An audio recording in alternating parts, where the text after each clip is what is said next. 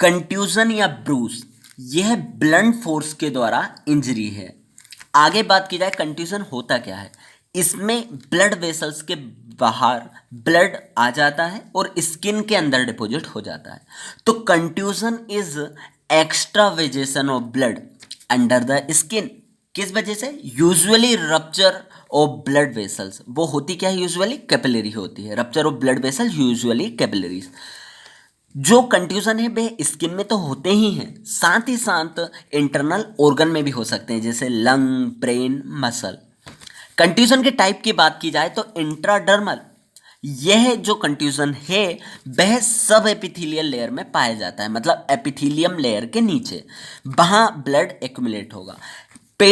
जो pattern Bruce है वह इंट्राडर्मल कंट्यूजन से एसोसिएट है। पैटर्न ब्रूस मतलब यहाँ पर इसी ही तरह के कंट्यूजन में हमें पैटर्न मिलते हैं। जैसे मोटरसाइकिल के टायर मार्क मिल रहे हैं तो वो इंट्राडर्मल टाइप का कंट्यूजन है। बिप मार्क, चाबुक का मार्क मिल रहा है, शू मार्क, तो ये इंट्राडर्मल टाइप का कंट्यूजन है। आगे बात की जाए सुपरफिशियल या सबक्यूटेनियस कंट्यूजन, नाम ही बता रहा है ये सबक्यूटेनियस टिश्यू में प्रेजेंट है और यही मोस्ट टाइप के जो कंट्यूजन होते हैं वह सबक्यूटेनियस होते हैं। डीप ब्रूजिंग मतलब कि यह सिचुएटेड है डीप फेसिया में। आगे बात की जाए एक्टोपिक ब्रूज, जिसे बोला जाता है परकोलेटेड या फिर माइग्रेटरी कंट्यूजन। यहां पर जो इंजरी साइट है वहां कंट्यूजन नहीं है, उसके अलावा दूसरी साइड पे कंट्यूजन बनता है, तो appear at site other than injury site. जैसे कि हमारी फ्रंटल बोन पे इम्पैक्ट पड़ा तो जो ब्लड एक्यूमुलेट हुआ वह आई के अराउंड हुआ, तो इसे ब्लैक आई या फिर स्पेक्टिकल हिमेटोमा कहा जाता है। मतलब इंजरी के अदर साइड पे ब्लड एक्यूमुलेट हुआ है, मतलब कंट्यूजन हमें दिख रहा है।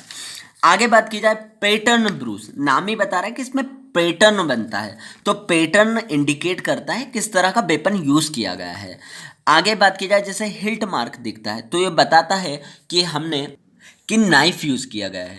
आगे बात की जाए डीप ऑर्गन कंट्यूजन, तो ये इंटरनल ऑर्गन में कंट्यूजन हमें दिखेगा। कुछ इंपॉर्टेंट कंट्यूजन को हम देख लेते हैं, जैसे रेलवे लाइन या फिर ट्रेम लाइन टाइप। तो इसमें क्या होगा कि ये किसकी वजह से बनते हैं? ये इस तरह का ये कंट्यूजन हमें दिखेगा कि बीच में तो एरिया पेल रहेगा और आसपास जो होता है हमें रेड एरिया मिलेगा। तो ब्लो विथ रोट स्टिक या फिर बिप की वजह से ये बनते हैं। ये इसमें टू पैरेलल लाइन होती है, लीनियर हिमोरेज होता है, ये हिमोरेज है। ये रोड, स्टिक या बिप मतलब छड़ी या चाबुक, इनके मारने से बनता है। और इंटरवेनिंग स्किन अपनी पेल दिखेगी और जो पेल एरिया है वो इंडिकेट करता है डायमीटर ऑफ वेपन।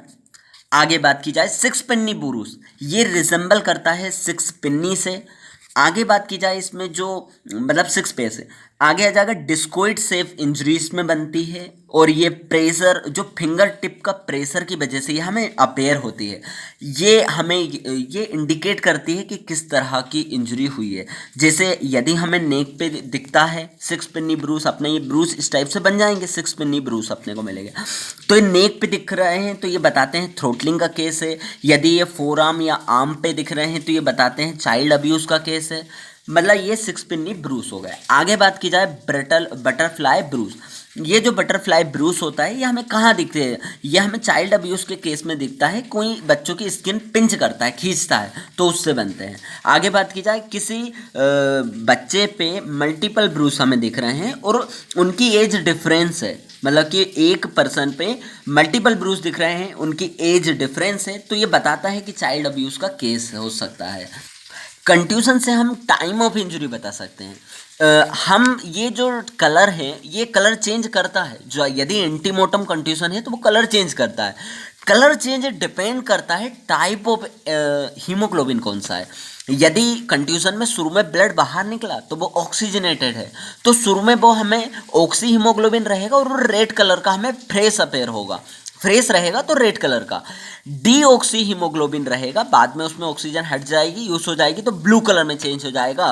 तो ये कब हमें दिखेगा? ये फ्यू आवर टू 3 डेज तक अगर ब्लू कलर रहेगा। आगे बात की जाए हीमोसिड्रीन की वजह से ब्राउन कलर रहता है और इसकी टाइम हो गई 4 to 5 डेज।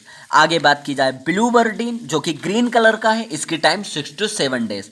आगे बात की जाए येलो कलर का हमें दिख रहा है तो उसके टाइम होगा 7 to 12 डेज। ये नॉर्मल हमें दिखेगा कब, ये हमें नॉर्मल दिखेगा 14 डेज में। आगे अगर अपन बात करें नॉर्मल हमें दिखेगा 14 डेज पे।